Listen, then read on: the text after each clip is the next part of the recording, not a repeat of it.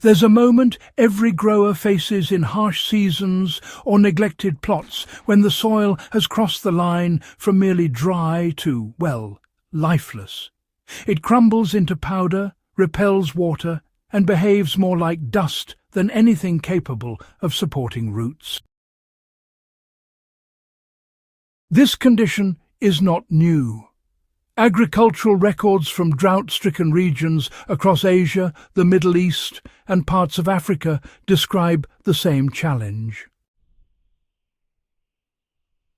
Civilizations learned long ago that once soil loses its ability to absorb moisture, brute force doesn't bring it back. The key lies in re-establishing the bond between organic material and mineral particles, so water can once again enter the soil body.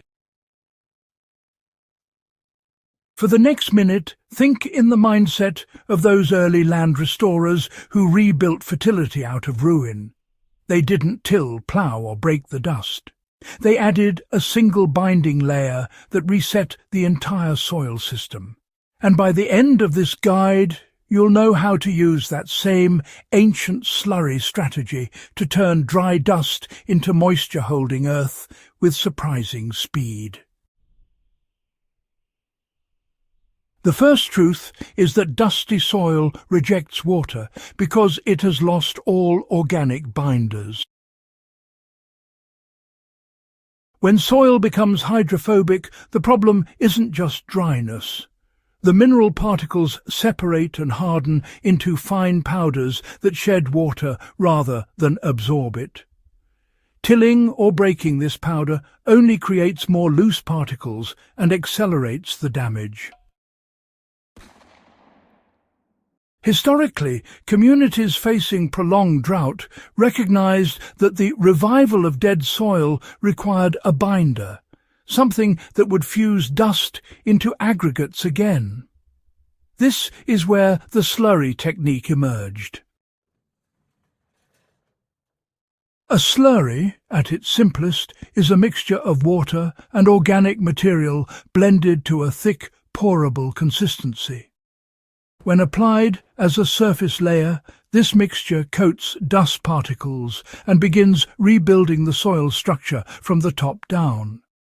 Instead of water bouncing off the surface, the slurry forces moisture downward and carries organic matter with it, restoring the soil's ability to hold water. The second truth is that the most effective slurry uses fine organic material suspended in water. Ancient farmers relied on whatever they had: soaked straw, decomposed manure water, ground plant matter, or ash mixed with compost. The goal was always the same: to create a liquid layer rich enough in carbon and microbial life to coat the dusty soil surface. Today, the most practical version uses compost mixed with water until it becomes a heavy liquid. This compost slurry has three immediate effects. First, it forces water into the soil body. Second, it deposits billions of microorganisms that initiate decomposition. And third, it forms a temporary seal over the dust, trapping moisture rather than allowing evaporation. To prepare this slurry, take finished or semi-finished compost and combine it with water in a large bucket or barrel. Stir until the mixture resembles a thick soup. You can add soaked grass clippings, shredded leaves, or even a small amount of soil if compost is limited. The key is to suspend organic matter in the water rather than lay it dry on top. Dry mulch alone will not bind powder. A slurry will. The third truth is that applying a slurry layer initiates soil recovery almost immediately. Once mixed, pour the slurry directly over the dusty soil. spread it with a rake or, gloved hands to create an even layer a few centimeters thick. The organic particles begin attaching to dust instantly, forming the first soil aggregates the land has seen in months or, even years. As the slurry settles, water penetrates deeper than it ever could on its own, because it is carrying organic binders downward. Within just a few hours, the surface darkens and, it starts to retain moisture. Then, within a few days, the first signs of microbial activity begin to resume. Historically, this was actually the moment when many communities would follow up with a secondary layer of mulch, usually straw, leaves or chopped plant matter, to help protect the new surface from both the sun and the wind. The combination of slurry and mulch really acts as a rehydration system, not just a simple cover. The fourth truth is that roots, they complete the transformation once the slurry has reset the soil. After the slurry layer settles for a few days, you'll want to sow hardy seeds such as cowpeas, buckwheat or millet.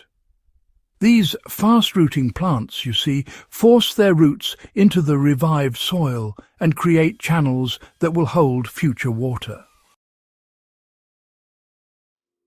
This technique, interestingly, has parallels in both ancient African dryland agriculture and Indo-Middle Eastern desert reclamation, where biological pioneers played a critical role in stabilizing damaged land. In practical terms, you can follow these steps for rapid restoration. First, apply the slurry. Second, cover lightly with mulch. Third, wait 2 to 5 days for moisture retention to stabilize. Fourth, plant your pioneer crop directly into the layer. Water lightly once, then allow the slurry-activated soil to take over. The roots bind the new aggregates, and, the mulch protects against further drying.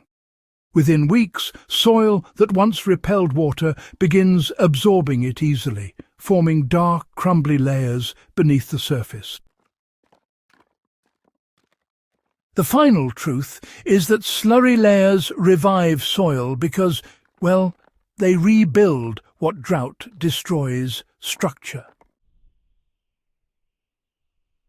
Dry dust cannot be revived by watering alone. The water simply runs off or, evaporates. It cannot be revived by tilling. That only fractures the surface further. It cannot be revived by thick mulch alone. Without a binder underneath, the dust stays loose beneath the cover.